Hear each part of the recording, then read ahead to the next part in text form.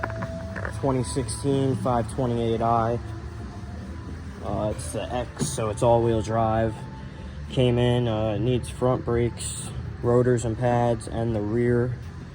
And then it also needed a radiator fan. The old one was making a bunch of noise, super loud. The bearings were shot and the coolant pump wasn't working.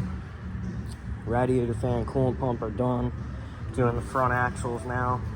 And to get these front axles out, they say it's like 4.6 hour job, just for one side.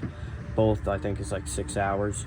But honestly, you just pop the top ball joint, you pop the tie rod, and then you pop the fork for the strut, and you're able to have somebody pull this down. If you disconnect the lines for the sensors to give you enough room, pull it down, you could snake it out pretty easily when you pull up on the strut.